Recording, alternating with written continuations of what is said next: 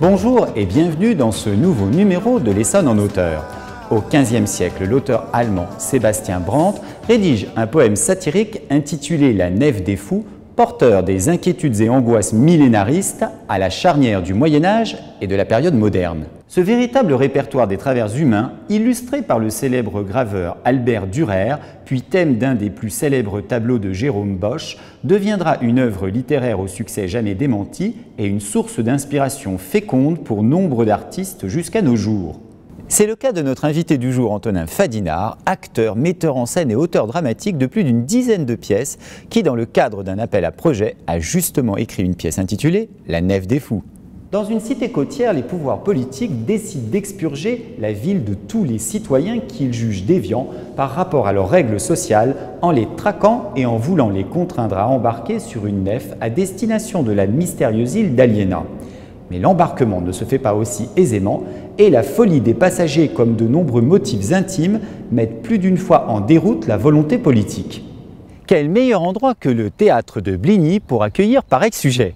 Cet étonnant bâtiment art déco, pastiche d'architecture mexicaine construit en 1934 au sein de ce qui était alors un sanatorium, avait pour but de participer à la thérapie par le divertissement des tuberculeux volontairement retranchés de la société. Remis en service en 2003, il est aujourd'hui au cœur du centre hospitalier de Bligny et accueille la compagnie théâtrale de la Cité qui offre une programmation éclectique tant aux patients qu'à tout spectateur. Antonin Fadinard, bonjour et bienvenue dans le plateau de l'Essonne en auteur, installé au théâtre de Bligny. Donc vous êtes dans votre élément puisque vous êtes un auteur dramatique. Et souvent on conclut une émission en faisant des compliments sur l'invité. Moi je vais commencer par des compliments. Ce qu'on peut dire, c'est que vous publiez donc ici un ouvrage qui s'appelle La Nef des Fous. Vous avez 27 ans et c'est déjà la 11e ou la 12e de vos pièces. On peut dire qu'elle témoigne d'une construction dramatique très maîtrisée pour quelqu'un d'aussi jeune et stylistiquement ça suit la construction dramatique. Donc, eh bien, écoutez, on est ravis de vous interroger. La première question que je voudrais vous poser, avant de rentrer dans le cœur et le corps de votre pièce, c'est vous êtes un homme de théâtre complet. Alors, est-ce que vous voulez nous expliquer en quoi? Je suis ravi d'être là, d'une part. Merci beaucoup. J'ai commencé le théâtre en tant qu'acteur, je le suis toujours. J'ai fait plusieurs écoles de théâtre à Paris. Ça m'a donné envie très vite de faire de la mise en scène, mais tout ça un peu parallèlement, et j'ai eu très tôt envie d'écrire aussi du théâtre, ce qui permet de temps en temps, quand les productions ne vous appellent pas, de proposer des choses, de se trouver soi-même du travail, d'en proposer à ses amis. Donc, très agréable. Vous avez une triple casquette. Vous êtes d'abord acteur, metteur en scène et aussi auteur. Est-ce que, en tant qu'auteur, vous n'avez sévi que dans le genre dramatique ou vous avez écrit d'autres choses? J'ai écrit d'autres choses qui sont, comme les autres pièces, à l'état de feuilles dans un tiroir ou de dossiers dans un ordinateur. D'accord. Mais enfin, principalement du théâtre. Mais principalement du théâtre, oui. Et alors, concernant donc La Nef des Fous, qui est une pièce de théâtre, est-ce qu'on va expliquer dans quelques instants les conditions dans lesquelles cette pièce a été écrite, mais est-ce que cette pièce a déjà eu l'occasion d'être mise en scène? Oui. Est-ce que c'est vous qui avez fait la mise en scène? C'est moi qui ai fait la mise en scène de cette pièce, oui. D'accord. C'était à l'occasion d'un festival qui s'appelle le festival Lincéus, à Binic, qui est dans les Côtes-d'Armor. Voilà, qui est un petit groupe de jeunes issus du conservatoire, entre autres du conservatoire, avec qui j'étais en cours, et qui ont proposé de faire à certains auteurs, à des jeunes auteurs, d'écrire des pièces in situ, pour des réalisations in situ dans la ville de Binic. Voilà, et donc moi j'avais à charge d'écrire une pièce et de la mettre en scène. Et alors, est-ce que vous avez déjà vu votre pièce mise en scène par quelqu'un d'autre? Celle-là, non, mais la deuxième édition de ce festival, j'ai écrit une pièce que quelqu'un d'autre a mis en scène. Alors justement, ça m'intéresse, parce que les rapports de l'auteur et du metteur en scène, quand ils ne sont pas les mêmes, sont intéressants. Comment vous avez vécu le fait de voir une pièce que vous avez écrite mise en scène par quelqu'un d'autre? Alors, je l'ai beaucoup plus que vu puisque je jouais dedans. D'accord, vous étiez acteur, auteur-acteur, mais plus metteur en scène. C'est ça. D'accord. C'était très agréable. C'était très agréable. Et puis Léna Pogam qui faisait la mise en scène est quand même quelqu'un à qui je fais confiance, c'est quelqu'un avec qui on a déjà travaillé, qui a en tout cas très bien appréhendé le texte que j'avais écrit, je trouve, en y apportant même des modifications qui le rendaient d'autant plus intéressant, qui expérimentait un angle que je n'avais pas forcément envisagé.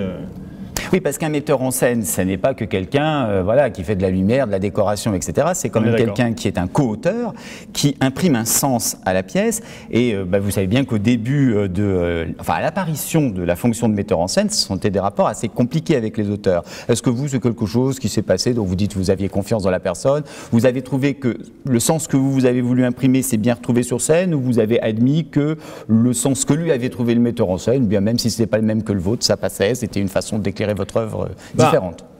Oui, je crois que c'est ça qui est très intéressant, c'est de multiplier des points de vue, d'ouvrir toujours un peu plus les sens, les questions, et d'imaginer qu'il y a quelque chose de volontaire que j'ai voulu faire avec un texte, et qu'il y a aussi probablement toute une charge involontaire, un peu souterraine, que le metteur en scène peut mettre mieux à jour. Ouais, voilà, c'est ça. D'accord.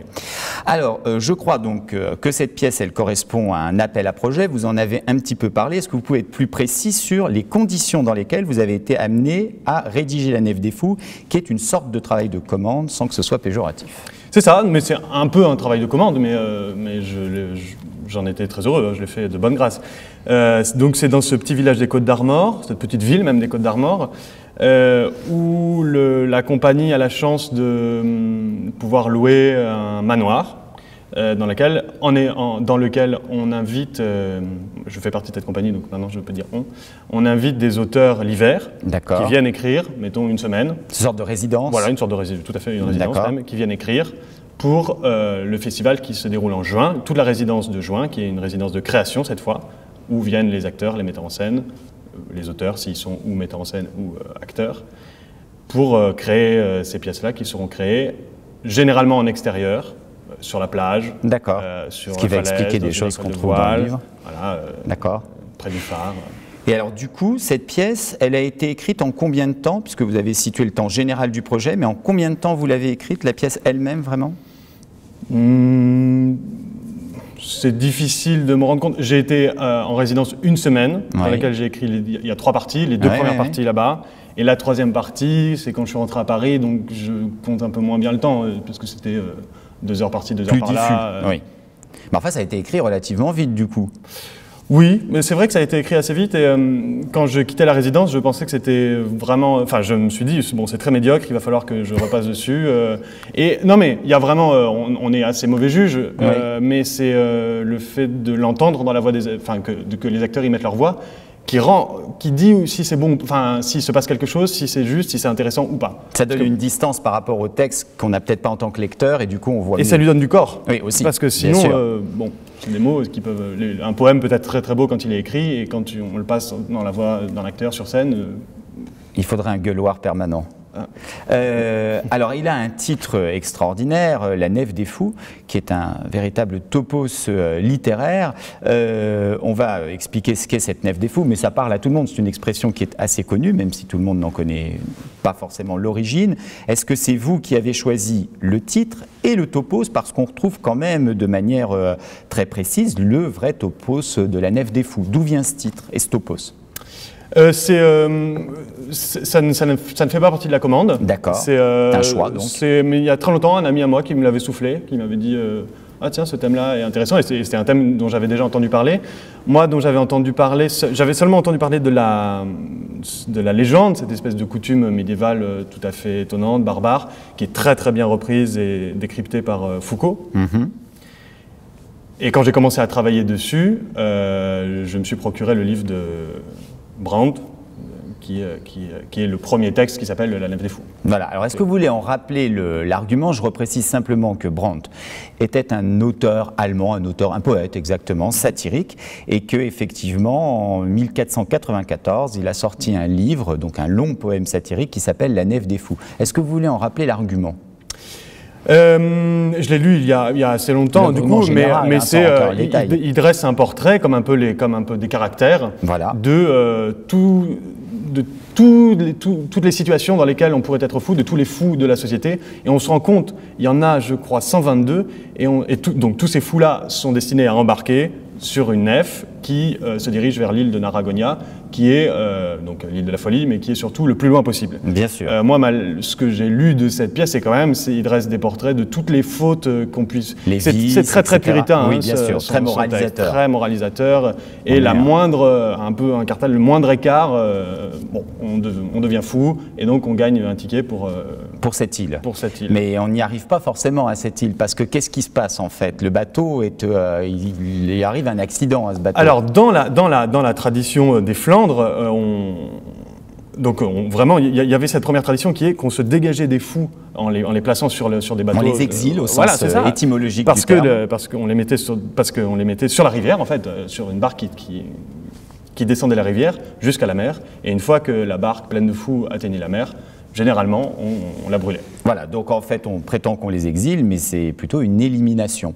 Alors, l'autre question que je voulais vous poser, c'est, en dehors donc de l'allusion au topos littéraire et au titre, est-ce qu'il y a autre chose à l'intérieur de votre œuvre? Évidemment, la trame, puisque évidemment, on va quand même un peu révéler sans trop quelle est la trame de votre ouvrage. Bon, il y a moins de personnages, il n'y en a pas 122, mais il y a à peu près 5 ou 6 personnages, 6 personnages, des représentants politiques d'un côté, et on va dire des citoyens qui habitent une ville qui n'est pas précisée.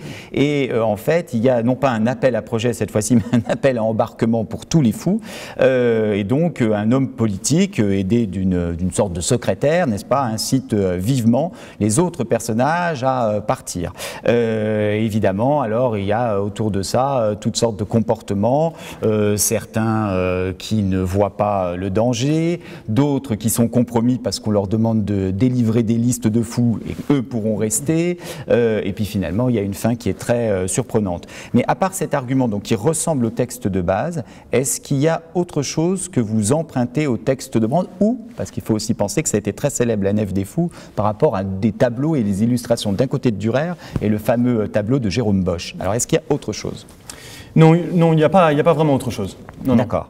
Il y a quelque chose de l'ordre de la satire, bien sûr, et un passage dans le texte où on dresse un peu une liste de tous les types de fous, de tous les types de folies. On va la citer tout à l'heure, absolument. Voilà, mais sinon, il n'y a pas beaucoup plus de références. Alors, vous savez, j'aime les détails, et donc j'ai observé que ce texte, en fait, il a donc été rédigé en 2014, et comme je le disais tout à l'heure, le texte de Brandt date de 1494. Est-ce que c'est une simple coïncidence, ou est-ce qu'il y avait quand même aussi quelque chose de cet ordre-là? Non, c'est une coïncidence, mais il y a une chose qui est intéressante, c'est qu'il a été publié et imprimé en 1494, mais il a été écrit en 1492.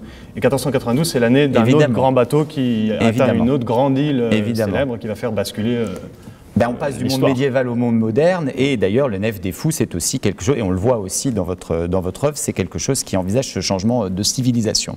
Alors, puisque vous avez commis cette pièce de théâtre, j'ai été aussi intéressé par la question des grands auteurs qui ont pu influencer et votre écriture dramatique et votre style. Quels sont les grands auteurs dramatiques qui vous ont influencé et dont vous reconnaissez vraiment consciemment l'influence? Il y a... évidemment Claudel. Je l'ai perçu tout de suite. Ouais, j'ai trouvé, je vais vous dire, il y a une formule qui m'est venue, c'est drôle, parce qu'il y a une formule qui m'est venue constamment quand je lisais votre livre, je vous l'ai cité en off tout à l'heure, c'est Claudel qui a rencontré Beckett. Et sans arrêt, cette phrase me revenait en tête. Alors Claudel, qu'est-ce que vous aimez chez Claudel? Qu'est-ce que vous avez emprunté chez lui?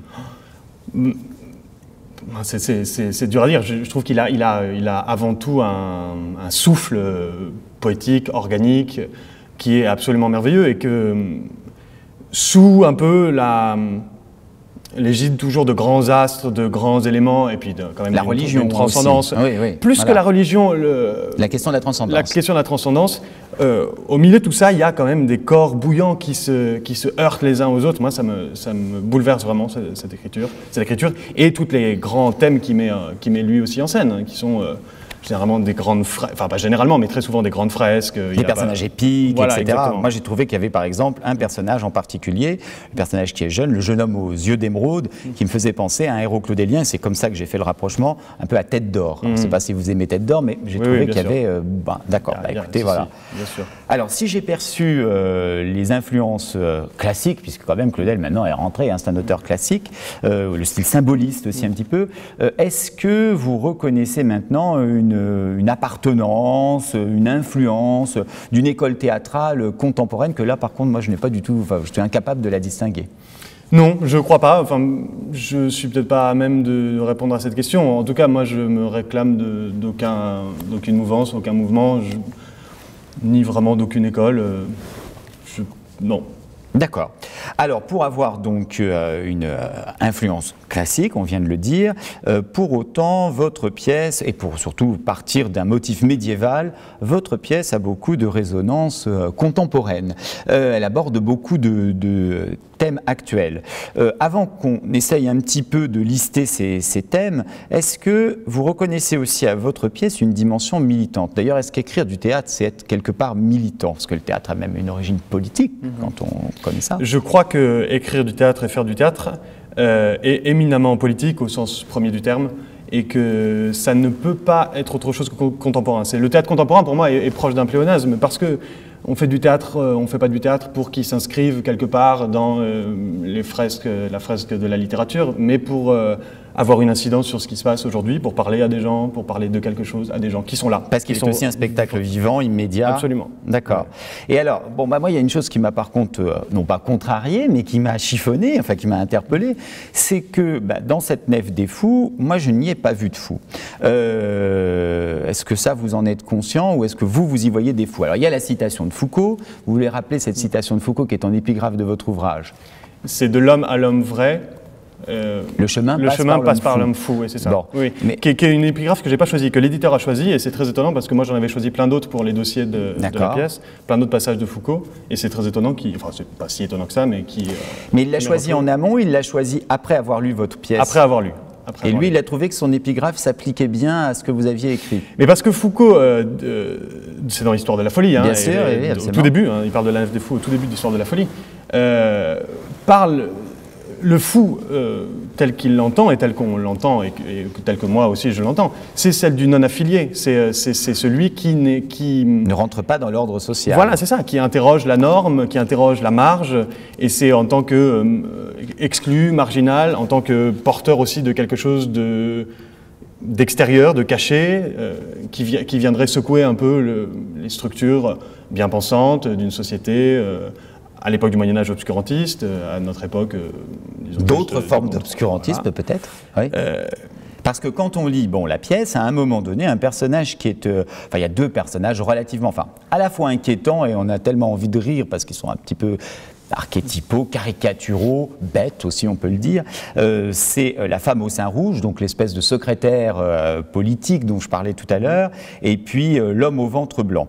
Et à un moment donné, quand ces gens-là s'adressent à ceux qui sont susceptibles d'être des fous, il faut bien définir ce qu'est la folie pour être sûr qu'on a bien ciblé les gens qui vont aller sur la nef. Et voilà ce que dit la femme au sein rouge, à l'invitation d'ailleurs de l'homme au ventre blanc, puisqu'il dit « Peut-être pouvons-nous au préalable donner une définition officielle de la folie ». Et donc voilà ce que lui répond sa secrétaire. Est appelé fou ou folle l'homme ou la femme qui porte un entonnoir sur la tête de son plein gré. Bon, c'est quand même pas... voilà. Est appelé fou ou folle l'homme ou la femme qui s'adresse à l'invisible. Est appelé fou toute personne promenant une brosse à dents en laisse. Est appelé fou toute personne confondant le rêve avec la réalité. Et puis alors l'homme en blanc lui aussi rajoute, c'est un fou qui tient une pelote de laine. Un autre fou arrive et lui dit, cherche pas le bout, je l'ai coupé, haha, bon. Et elle continue. Elle lui emboîte le pas. Je croyais que vous étiez pressé. Est appelé fou celui qui s'exhibe corps et âme, corps ou âme, en public, est appelé fou, etc. Et en fait, quand on voit ce qu'elle appelle de la folie, soit ce sont des cas extrêmement marginaux et donc les gens qui sont susceptibles d'embarquer ne sont pas concernés, ou pire, ceux qu'elle distingue comme des fous n'apparaissent pas pour des gens normalement raisonnables fous. Alors comment comprendre ça? C'est presque une inversion, quoi. C'est eux qui ont l'air fous. Je crois qu'on a, nous, de nos jours, réduit le sens de fou au sens purement psychiatrique, Je ne suis pas du tout expert en psychiatrie, mais je crois que même de dire, ce serait très difficile de dire même qu'est-ce qu'un fou en psychiatrie, même d'un point de vue psychiatrique, qu'est-ce qu'un fou. Je pense qu'il y a je crois que c'est un terme qu'on n'utilise même plus tellement il y a différentes formes de maladies psychiatriques. Je pense, moi, parce que par exemple le fou du roi au Moyen-Âge disait des formes de vérité. Il disait des vérités. C'était une forme de contre-pouvoir ironique tolérée. Et on l'appelait fou. Oui. Le fou, c'était ça. Et c'est d'ailleurs dans cette mesure que c'était tolérable qu'il puisse critiquer le roi. Bien sûr, parce que de toute façon, il n'était pas considéré par la raison comme viable, et donc du coup, on pouvait lui laisser dire les vérités qui dérangeaient.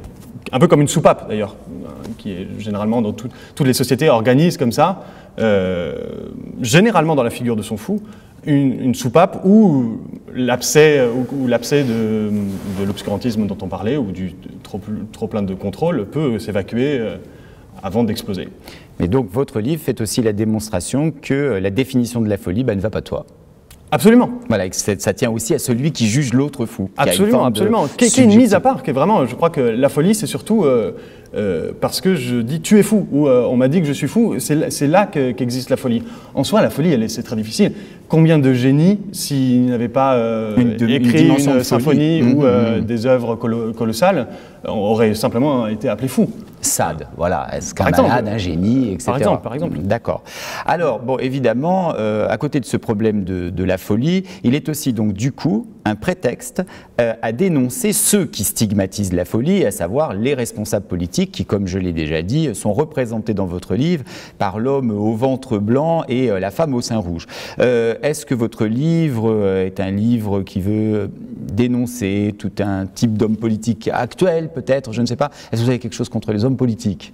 Je n'ai pas quelque chose contre les hommes politiques ni les femmes politiques, parce que ce serait... un peu global. Oui, ce serait un peu global.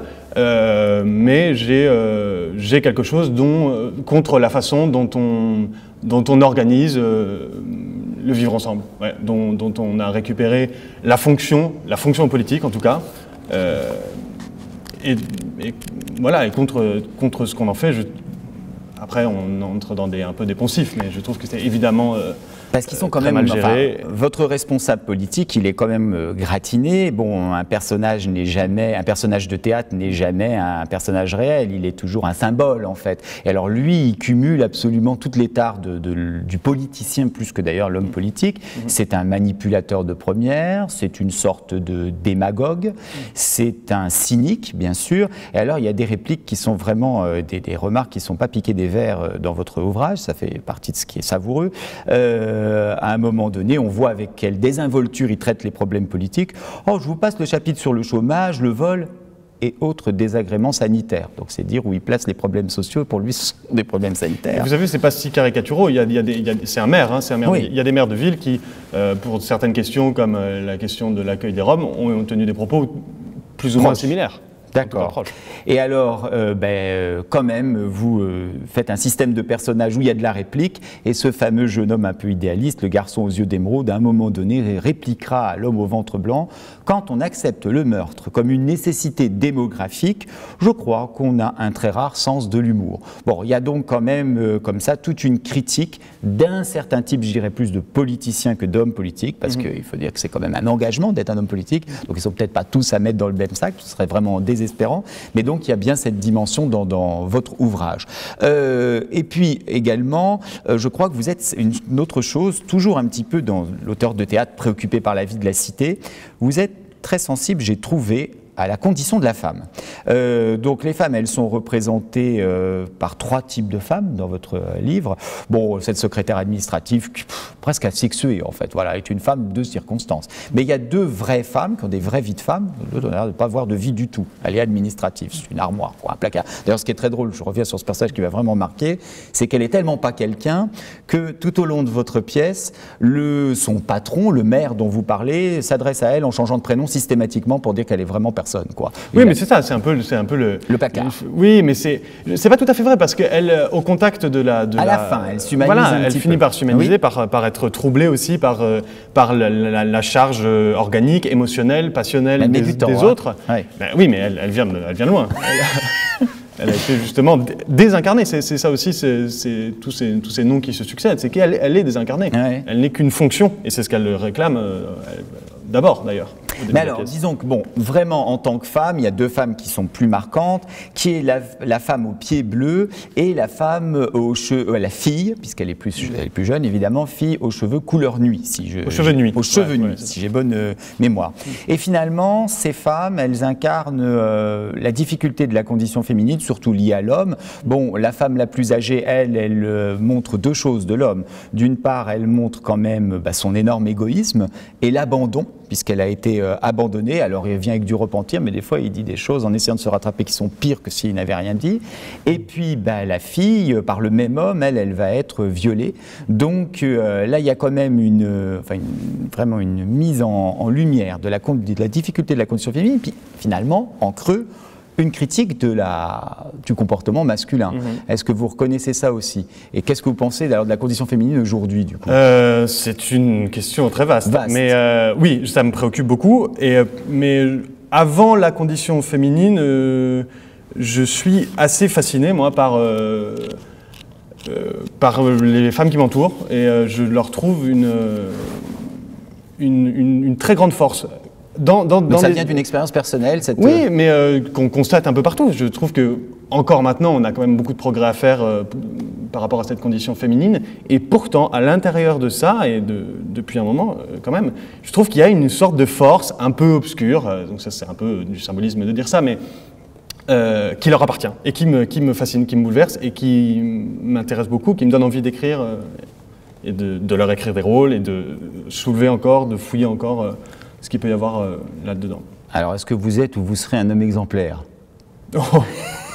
J'y aspire. Vous pouvez attendre que ça, je vous attendais au coin du bois avec ça, d'accord. Bon, vous y aspirez, c'est déjà une bonne intention. Et puis, alors, votre pièce a aussi un équilibre, parce que, bon, même si on voit comment s'organise cette critique, par moments, vos personnages un peu, justement, critiques ou trop idéalistes, vous les taclez aussi, ce qui fait que votre critique est équilibrée. Bon, à un moment donné, l'homme au ventre blanc, qui n'est certes pas un modèle, on l'a dit, mais quand le garçon aux yeux d'émeraude est un petit peu... aussi par moments, c'est un peu de la guimauve, hein, il est un peu fatigant. Il lui dit, vous alors, vous êtes remarquable, vous êtes tout à fait de l'espèce des gauchos romantiques. Et là, à ce moment-là, quand il lui dit ça, on a l'impression quand même, oui, il mérite ça, qu'on lui fasse cette réflexion, le jeune homme. Qu'est-ce que vous pensez de notre société où il y a aussi comme ça tout un tas de gens qui sont, comment dirais-je, par rapport à tous les problèmes qui assaillent notre société, toujours en révolte, toujours avec des grandes idées, etc., qui essayent, certains hommes politiques, qui récupèrent ça aussi. Qu'est-ce que vous pensez de l'idéalisme aujourd'hui? Est-ce que notre société, elle a encore place à l'idéalisme? C'est pas un peu ridicule d'être idéaliste? Je pense pas que ce soit ridicule d'être idéaliste, ça dépend de ce qu'on entend par être idéaliste. De croire que demain tout ira mieux. Non, mais de mettre en œuvre, de rassembler toutes ces forces et toutes les forces vives qu'il y a autour de soi pour mettre en œuvre un demain qui irait mieux. Ça c'est respectable. C'est la moindre des choses pour moi, mais certains diraient que c'est idéaliste. Après, il faut c'est-à-dire que ce qui me gêne beaucoup, moi, c'est les postures. C'est quand l'idéalisme ou la révolution devient une posture. Masque, voilà. Sinon, je crois que le problème de toutes ces grandes vérités, c'est qu'on les a trop entendues et que du coup c'est très facile. Le cynisme fait ça très bien, c'est-à-dire que parce qu'on sait plus distinguer qui le pense vraiment et qui agit dans ce sens-là, de qui, comme vous dites, se donne un masque. Oui. Et bien finalement, vous me permettez d'enchaîner sur une autre dimension de votre livre, qui est la dimension moraliste. Les moralistes de La Rochefoucauld à La Fontaine se sont amusés à dénoncer les masques. Et il y a cette dimension, c'est-à-dire de décrire les mœurs de vos contemporains. Et il y a beaucoup de répliques qui sont isolables telles quelles. J'avais envie d'ailleurs de faire pour moi-même un petit répertoire de toutes les phrases qui m'avaient marqué. Il y en a de très belles. Par exemple, à un moment donné, la fille aux cheveux nuits, qui elle aussi, donc du coup est le pendant féminin à l'idéalisme du jeune garçon, dit une phrase superbe, je trouve, et c'est là où j'ai constaté la maturité de votre style. L'histoire n'a pas encore inventé mon histoire, il faut la vivre. Est-ce que vous reconnaissez cette dimension moraliste? Je crois que... Je sais pas, j'ai une méfiance vis-à-vis de ce mot-là. Peut-être que c'est parce que si je le connais pas assez bien. C'est-à-dire que j'évite à tout prix, enfin j'essaie d'éviter à tout prix ce qui peut être moral dans le sens moralisateur, moralisateur. Mais c'est autre chose. Oui, oui, mais je crois que je peux pas m'en défendre. Il y a quand même quelque chose de moi qui a envie de définir, de comprendre, et puis de m'adresser à un public ou à un lecteur en lui disant fais attention, regarde ça. Moi, je crois que j'ai compris ça. Est-ce que c'est pas intéressant pour toi aussi? Et si finalement tu n'avais pas bien regardé ça, si tu t'étais pas posé cette question, voilà un peu. D'accord. Alors votre pièce ne semble pas, et ça aussi finalement ça participe de l'aspect moraliste, être située dans un espace-temps bien défini. Bon, on voit qu'elle est un peu éloignée du Moyen-Âge puisqu'ils y font référence, mais comme quelque chose de lointain. Pour autant, c'est très difficile de la dater précisément. Mais il y a quand même un thème en particulier qui est pour moi le thème central de la pièce et qui est lié à cette histoire de Nef, qui est le thème de celui qui migre, de celui qui doit retrouver une identité ailleurs. Que ce soit dans la ville de ce fameux maire ou une identité ailleurs quand il sera sur la fameuse île où on veut les exiler. Est-ce que vous avez pensé à l'actualité en ce moment en faisant cette pièce? Ce qui est un peu étonnant parce que vous l'avez fait en 2014, donc à moins que vous ayez des dons de visionnaire. Non, mais non, surtout cela.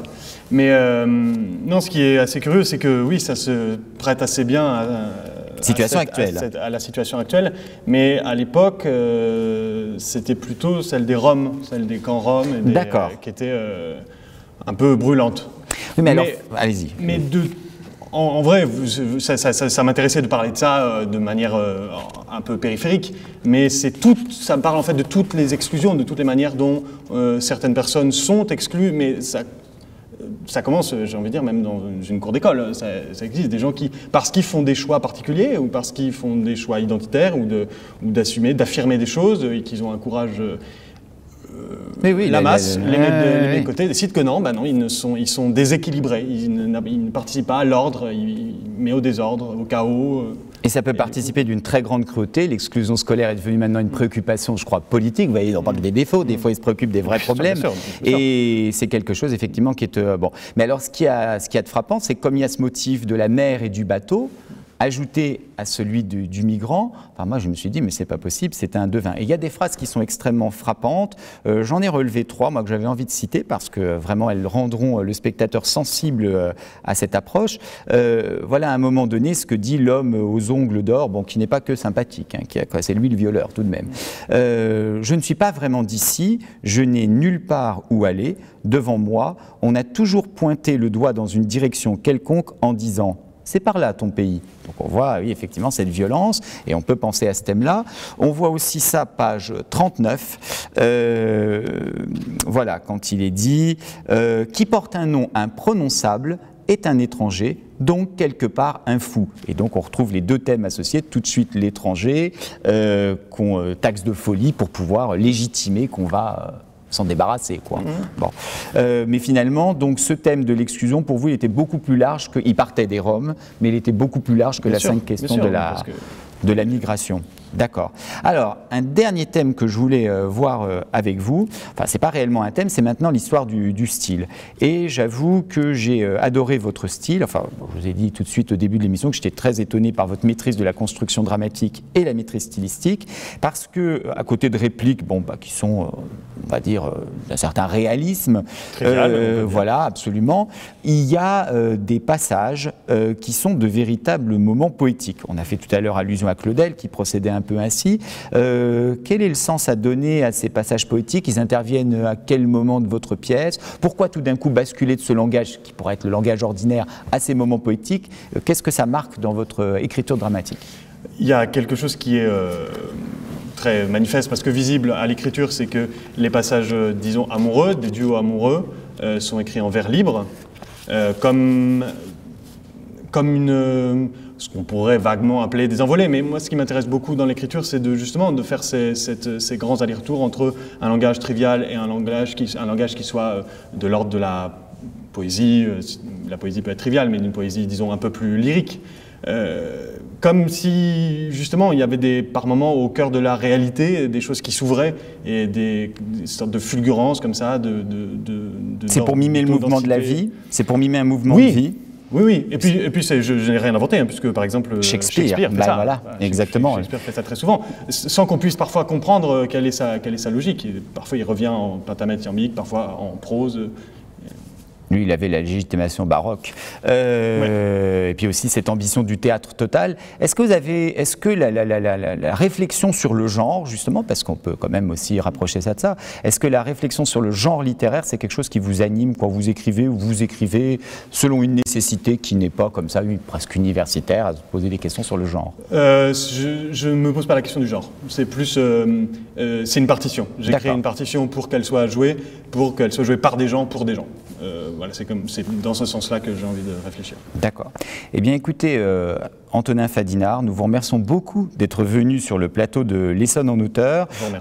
Nous constatons que les émissions littéraires ne font pas une place assez grande au théâtre contemporain. Et en vous invitant eh bien, à notre modeste niveau, nous avons essayé de combler cette carence. Nous prenons congé de nos téléspectateurs en leur disant au mois prochain pour un nouveau numéro de l'Essonne en Auteur.